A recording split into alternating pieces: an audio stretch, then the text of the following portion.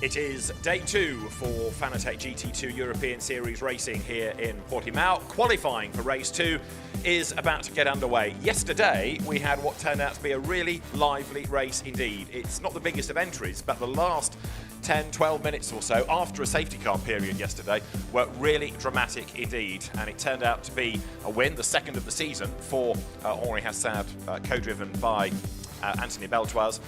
Second, the best result of the season for Stéphane Rattal and his Italian co-driver Mattia Di Giusto. This coming on Stéphane's birthday weekend, his birthday today.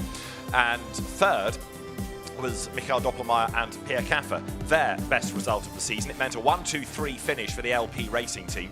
And it was a quite remarkable stint by Pierre Caffer because he was at the back of the pack until that safety car peeled in. He caught everybody up and then through the pack he stormed. This is the Portimao circuit, the Autodromo de Algarve International here outside Portimao. 15 corners in total, lots of elevation, some tight corners, some fast corners. Track limit's always an issue as well. One particularly good bit is that braking into turn 5 hairpin, because you come over a brow just going into the second sector, and as you're braking, you're dropping downhill and having to turn, and you get turn 5 wrong and you're compromised all the way up the hill. So it's an important part of the circuit to get right, and a few people yesterday were making the odd error there, scrambling wide and losing momentum. Now after yesterday, now with the track temperature as you can see approaching 30 degrees, the AM Championship lead has passed the way of Klaus Angerhofer.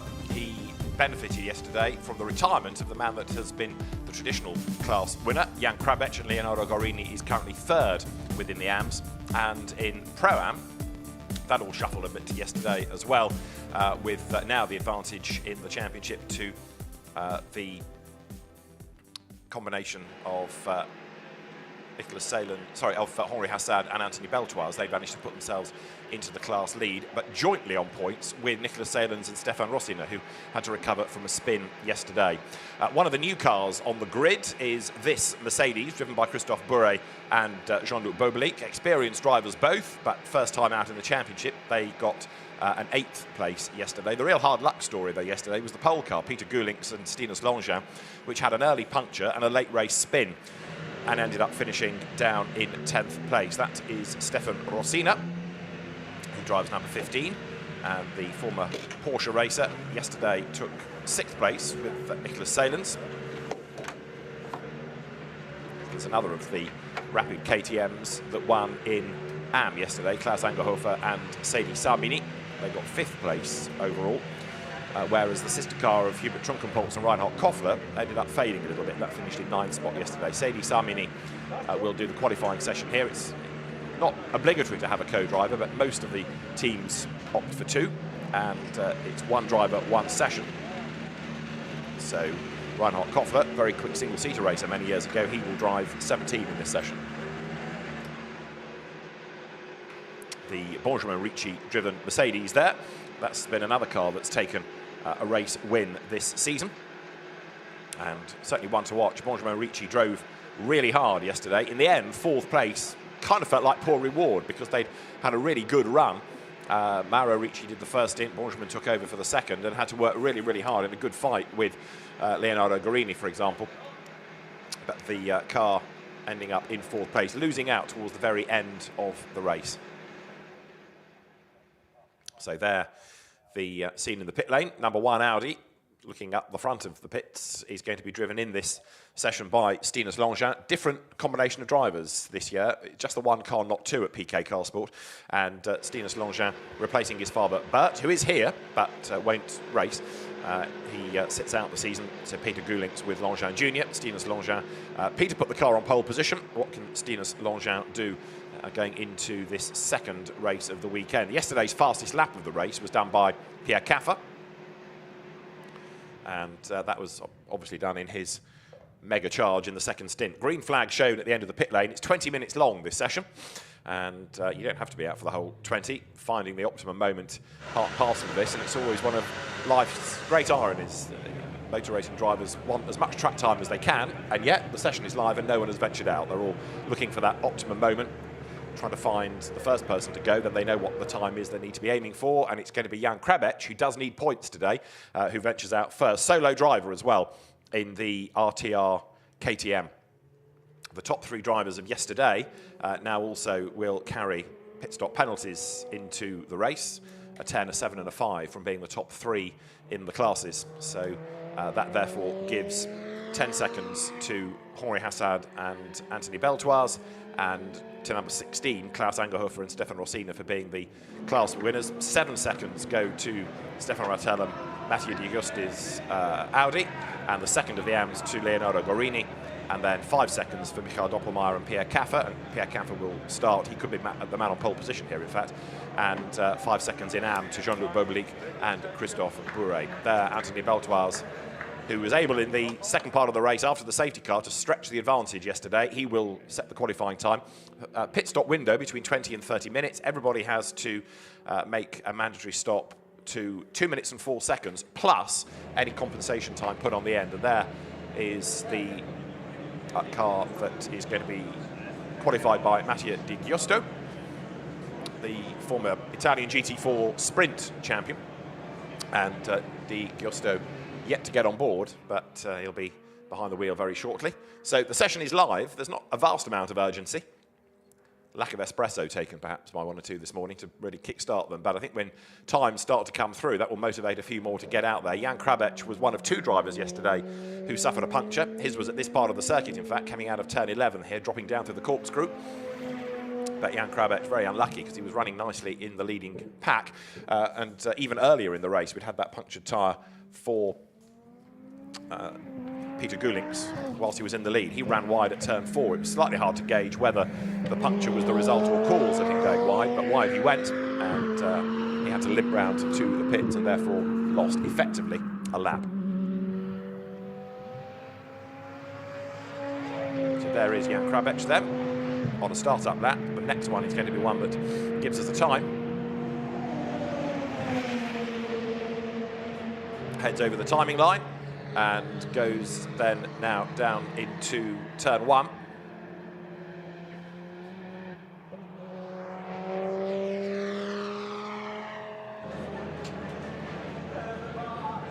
Getting set to go also. There you can see Stinus Langin perhaps just biding his time, just waiting to see what the target is going to be in terms of a lap time. And the road is finally getting a bit busier. So lots of KTMs are out, as you can see, 3 of them together there, Jan Krabec, Stefan Rossina, and also the car of Reinhard Koffler. They've all ventured out on track.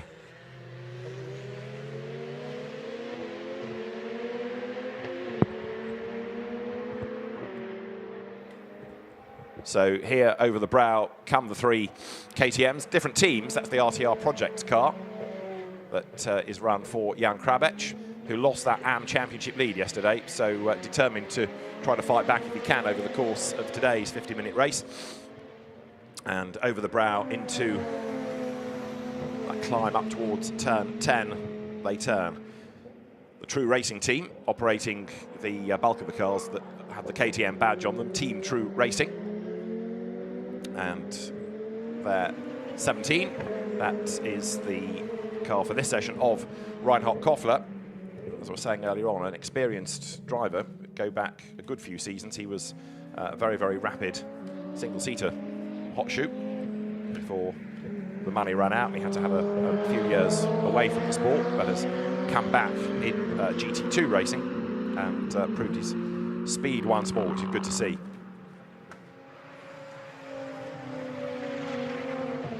Jan Krabec, who has been a mainstay of KTM racing in Eastern Europe, the KTM Crossbow Battle, and he's looking very rapid in a straight line as he comes up to set the target time, 1:57.889 then, as he goes past the pits down towards turn 1. Very long, very fast pit straight, and then into that heavy braking zone at the bottom of the hill. So Krabec turns through.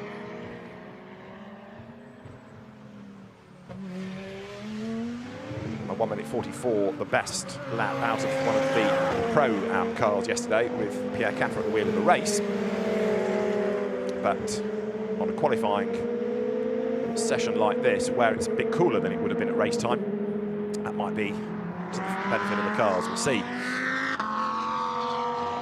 Yesterday's pole time, Peter Gulinks, 1:45.3. So that's a realistic target to be aiming for, as there, Stinus Langin on an outlap crawls through the corner. Now, I don't suggest that he was deliberately getting in the way of Stefan Rossina, but Stefan was very, very slow getting past him, as though he was trying to make a point. So that might get discussed post-session. Stinus Longchamp presses on.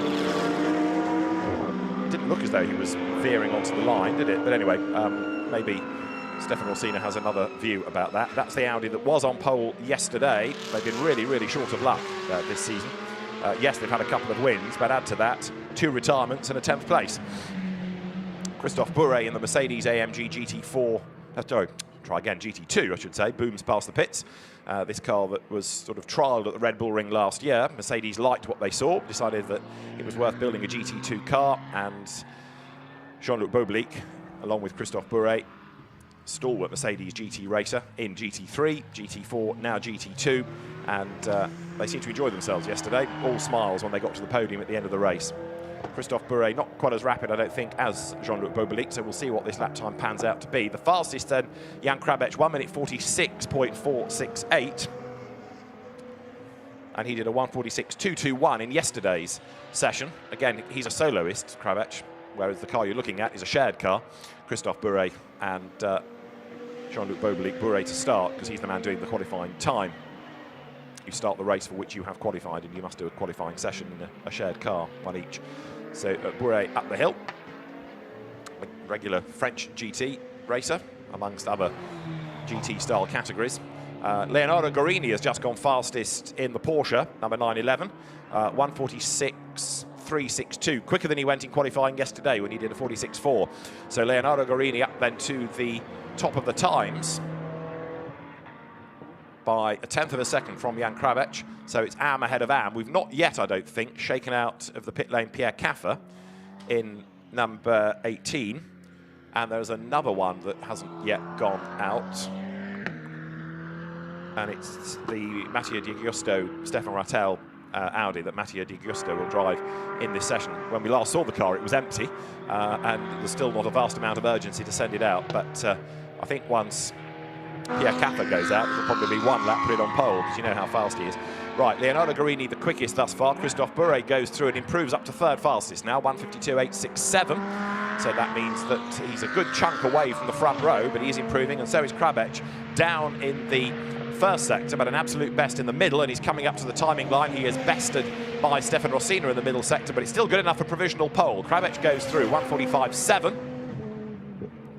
So again, quicker than he was doing yesterday. This is Stefan Rossina, who a good few years ago was one of the front runners in Porsche Super Cup, double Skoda champion in the Czech Republic, and then eventually decided that the career path wasn't happening for him. He took a good few years away from racing to go and build up his business, automotive parts business, and then came back into racing in GT2 and proved he'd lost none of the speed. Up towards the timing line he comes. Purple, what's the 3rd sector going to be? The answer is he goes across the line, and it's not yet up on the screen. It will come in a moment, I think, for Stefan Rossina. A 1:44.7 last time, but the final sector not yet being revealed. Stinus Longchamp goes through. That puts him 3rd. So absolute best last sector. Stinus Longchamp to 3rd. Quickest in Pro-Am as well, incidentally. So he's got the point for pole in class. You do get a point for pole in the 2 classes. So Jan Krabec at the moment trying to fight back against Klaus Angerhofer. He gets the bonus point for being fastest in the Am qualifying. Stefan Rossina lap. I just wonder whether it went by the board for a track limit offence. But anyway, he's not yet got a proper lap, because his last was a 44 and his best was a 54, which doesn't make sense other than a lap taken away for track limit abuses. So we'll see what he can do on his next run. This is Reinhard Koffler, 5th quickest. Now Koffler with 2 absolute bests, looking good. One of those absolute bests, though, now bettered by Stinus Longchamp. So Sector 1 was an absolute best. It's now become a personal best. Reinhard Koffler, 5th fastest, heading up towards the timing line. And this should put him right up at the top, and it does. Koffler goes quickest by, it was 2 seconds, then 1.4, because Sadie Samini goes 2nd fastest in another of the KTMs. So a 1:43.6 for Reinhard Koffler. faster than anybody did in yesterday's qualifying session. Krabec is up to second on a 45.7. Leonardo Guarini is now third, and Sedi Samini is down to fourth. That smacks of track limits, taking the lap time away from him, but it's all shuffling again as now Stefan Rossina is put to the top of the times. Was that a lap that was being discussed? Because he's not just gone past. Anyway, Rossina now shown as being top, 1:45.009. Here is Stinus Longin over the line. And that's fastest then, 1:43.099. Perfect lap, purples across all the sectors. Leonardo Guarini in number 911 heads towards the timing line. Personal best across the whole three sectors, but fourth he remains. And number 16 has had a spin. That makes the Sedi Samini KTM the rotator, and fifth at the times he is. It was at turn 4, but he's rejoined. And this is the exit of turn 4. Cars run wide over the curb. And that is Sedi Samini gracefully sliding into view. And in super slow-mo, that looks painful for the wheel and the tyre, doesn't it? As it rattles over the curb, you can see the vibration go through the car.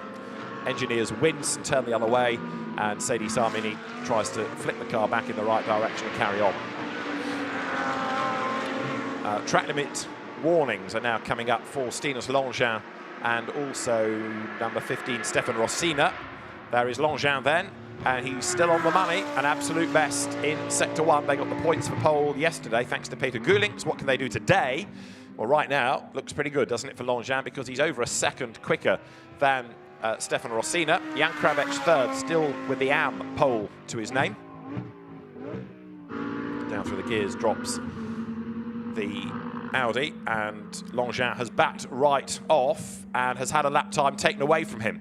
So in the times, number 1 suddenly plummets to 5th, and Reinhard Koffler is now the fastest. So Longin's lap that had all those purple sectors does not stand. We're not getting information about lap times being deleted, just the message says track limits, car 15, T1 or whichever number, but the fact that laps are coming and going on the screen is all indicative of race control deleting lap times. So what we have on the timing screen doesn't always stand, and therefore what we will get at the end of the session might be somewhat different from what we thought we knew. On track now is the car of Pierre Caffer, and there it is. And also on track is Mathieu de Giusto. We've got Anthony Beltoise doing a 1:43.123 to go fastest. And we'll see whether the lap time stands. Pierre Caffer here should be absolutely flat chat. And if he doesn't get pole position, I'll be quite amazed. Massively experienced driver. Very, very quick, and bouncing over the curb at turn 15, heading up towards the line. If he can get in the 1:43s, he'll be at the pointy end. He really needs a high 1:42 now for pole position. And Pierre Caffer comes across the line, 1:43.7, puts him third fastest. So he's got 0.598 of a second to find in order to go fastest.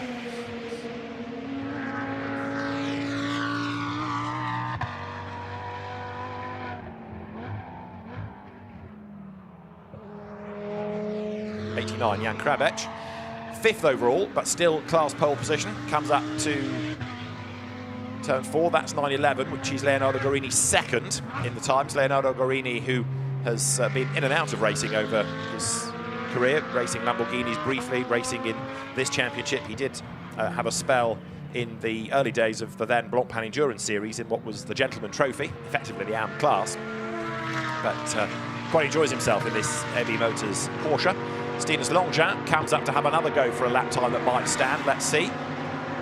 And Mathieu de Giusto goes through onto a flying lap now. His start-up lap was a 2 minutes 2, but this will be a proper flying lap for him now. So de Giusto comes down towards turn 1. Let's follow this as he goes into the right, and then tighter right sequence of 1, 2, and 3. So you go right, so there's another right kick, and then down through the gears. And this is a sharp, almost hairpin style right-hander. Turn out of that, climb the hill, turn 4 is the left, over that blind brow, run wide but not too wide because there's a judge of fact policing track limits at turn 4. Still not convinced this is going to be an absolutely stellar lap from de Giusto because you can see he's still warming up the Pirellis, but it will be quicker than that 2 minutes 2, down towards turn 5. Don't run too wide, don't lose momentum because you've got a pretty steep climb here up towards turn 6 kink, and then on towards the 7, 8 right-handers. Number 16 is done for the session as Pierre Caffer goes onto pole position. 1:42.8 for this man, Pierre Caffer, onto pole position. Sedi Samini, you were looking at getting out of his KTM, 4th in AM, 10th overall, but as predicted, Pierre Caffer is the fastest, only by a fifth of a second, but even so, it's pole and it's the points for him and Michael Doppelmayr.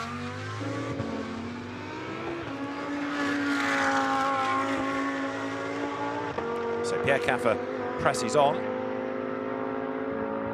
Pierre Caffer put the car on pole position at the Red Bull Ring and at Dijon, so not unexpectedly, he's the fastest. Stinus Longchamp up towards the end of a lap shortly, and as he comes out of Algarve at turn 14. Number 1, Audi, despite having been the fastest, losing lap times, comes now onto the pit straight. Absolute best in the middle. Breaks the beam and goes second fastest, just missing out by a tenth. That was a 1:42.958.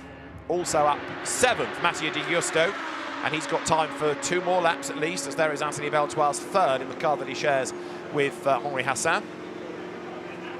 Another of the LP Racing fleet, LP being Luca Piri, Stefan Rattel's Italian neighbour. And LP have done a very good job operating different cars as well. At one point last year they had Audis and Porsches, for example, but specialising this year in the Audis. Number 17 has called it a session, and that is Reinhard Koffler, 4th fastest. You see the up and forward bodywork. I don't think the KTM's going to go back out, even though Koffler remains in the car, former Formula BMW Junior champion.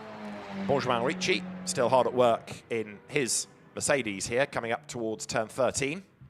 And 61 is currently 5th quickest. So Benjamin Ricci works the car hard. These cars, as you see, do have a bit of aero, but not too much, so there is a bit of a challenge for the amateur gentleman racer. A rewarding car as well when you get it right. So the brainchild of Stefan Rattel is GT2. He's, as ever, tirelessly worked hard to get the manufacturers interested. Audi, one of the first to jump on board. Porsche have done likewise, now Mercedes. More, no doubt, to follow. As the championship grows, manufacturers will address this. There's a Maserati that's been built and will be on the track soon as well. So as manufacturers see the market, so they join in. And GT2 in its 3rd season continuing to grow. Mathieu Di Giusto then 2 personal bests. Very, very wide there coming out of turn 15. That would tend to be a finger wag for track limits, but anyway, he's gone across the line, and that puts the car up to 4th fastest. Benjamin Ricci being warned about track limits at turn 1, and we'll wait and see whether anything comes of that wide line for Mathieu Di Giusto. He's got time for 1 more lap. That is Pierre Caffer, then the fastest in the session. Comes over the brow and looking as though pole position is his, even though he was a bit down in the middle in the first sector. Absolute best in the middle. Doesn't necessarily need to go any faster because he's already 4 tenths up on Di Giusto, but just to maybe move the goalposts a little further away. Di Giusto has just fallen back to 7th, which would rather suggest, would it not, track limit offence. So the last lap was a 43.3, but the best that he's being credited with is the 45.6. So it must have been, yep, it's now come up on the screen, track limits, car 88, turn 15, so Di Giusto has lost that lap that we looked at when he ran wide here. That's okay. 2 wheels remain on the racetrack for Pierre Caffer. He comes over the line, breaks the beam, and that lap is a 43.250, a little bit down on his earlier best, but he's still on pole position. Nobody's got near him yet, and the flag will be out in 1 minute's time. That's Stinus Longchamp then, who got the car up to 2nd in the end. Happy with that, as you can see. So as Mathieu Di Giusto hustles on, he is down in both of the sectors on this lap, so it doesn't look as though an improvement is going to come for him, does it? 7th it will be. Rattles over the curve at turn 15. The danger of doing that is it spits you wide. Well, he is wide at 15 exit, but not as wide as he was last time. Breaks the beam. In fact, he'll squeeze another lap out of this, and he's going to need it. That was a 44.1. So Mathieu Di Giusto, I think that lap has gone for track limits as well, because the last lap, 44.134, the one he's credited with is still a 45.6. So Mathieu Di Giusto falling foul of the track limit rules here. Checkered flag is out, and Di Giusto has got to keep it within the white lines on this lap. Riding with him down to turn 5 here. Brake hard, down through the gears, lost a little bit of time in the first sector. Up the curb on exit, that's okay. 2 wheels remain the right side of the white line.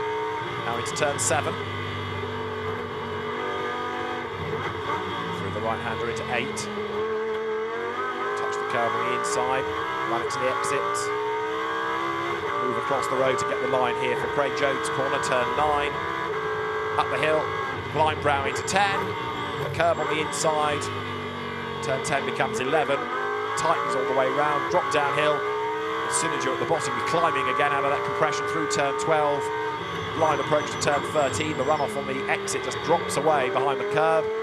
Fight the car with a bit of correction down towards turn 14 now. Sagres, the corner named after the local beer. And then back onto the power, haul the car out of 14 into 15 that seems to go on and on and on forever. There's a brow in it as well. There's lots of curb taken by De Giusto on the inside, but you can see from the graphic he's lost time in sector 1 and in sector 2, and so as he comes across the line now, breaks the beam, he's up to 5th. That was a 1:43.909, so a better lap. Hopefully that one will stand. That's the man on pole position. That's Pierre Caffer. So the LP Racing squad that celebrated this 1-2-3 yesterday moved the car back into the approach to the garage, and 10th of a second being the margin. So the pole positions, Pierre Caffer in Pro-Am and Jan Krabec in Am. Bonus point for them, and in the case of Pierre Caffer, his co-driver. It's given to both drivers, even though Michael Doppelmayr won't have set the time. That's to prevent one driver ending up with more points than his co-driver, even if they've done every race together. Thumbs up from Pierre Caffer. Very happy Luca Piri able to celebrate. And Pierre Caffer heads into the garage with the knowledge that he will be able to lead his stint. And what he's got to try to do is build as big a gap as he possibly can for co-driver Michael Doppelmayr to preserve. You can expect Pierre Caffer as well to do the majority of the race right up to the end of that pit window, run it late so that he's maximised the time in the car. So Michael Doppelmayr will be a very happy man indeed. I mentioned that there's Pro-Am and Am. There is also the Iron Cup, which is a separate award given to the first drivers home with a combined age of 100 or over. Again, to encourage the gentleman racers into the championship. And yesterday it was the overall winners that won the Iron Cup as well, Henri Hassan and Anthony Beltoise, with a combined age of 114. They were the Iron Cup winners. Now, let's see if we can hear from Pierre Caffer. Steph Wentworth is down in the pit lane, and the pole position driver by a 10th of a second is Pierre Caffer. And with Pierre Caffer, the man who's just put it on pole, congratulations. Can't keep the smile off your face. Yeah, thank you very much, first of all. But, you know, it's Portimao is one of my favorite tracks, and the guys from LP Racing, they have done an incredible job the whole weekend with our car. I cannot complain anything, so the car is just a dream to drive, and yeah, the whole GT2 championship is a very nice championship, and I hope it's growing with some more cars for next year. Fantastic, and we had the race yesterday. How do you feel about this race today? Do you feel like your chances are a lot better? Well, I have to say, especially we on our car, we have been very focused on the tire degradation, so it pays off yesterday in the race, and fingers crossed that it's today the same strategy for us. So we will see what's happened in the end. All right, best of luck. Thank you. Thank you very much. Yeah, Pierre Caffer slightly dependent, as anybody is in a double driver car, on the pace of a co-driver, but there's no arguing his pace. Pierre Caffer takes pole position for the 8th race within Fanatec GT2 European Series by 0.118 of a second. Second fastest, Stinus Longin, and Anthony Beltoise winner yesterday, 3rd. Reinhard Koffler, 4th, ahead of Matteo De Giusto, and 6th, Benjamin Ricci. Stefan Rossina, 7th, and then into Am, pole position here for Jan Krabec, ahead of Leonardo Gorini, Christophe Bourret, 10th, and rounding out the times, Sedi Samini, the Am winner in the race yesterday with Klaus Angerhofer. So one to watch, potentially, that car, when we go racing a little bit later on in the day. Pierre Caffer then celebrating that bonus point for pole position, and the GT2 race 10:55 will be the start time, so another 50 minutes to look forward to coming up a little bit later on in the day. So the GT2 drivers get themselves sorted for later, have a look at some data, and we'll look forward to your company when we go racing a little bit later on. For now, from Portimao, from Steph Wentworth and David Addison, it's goodbye.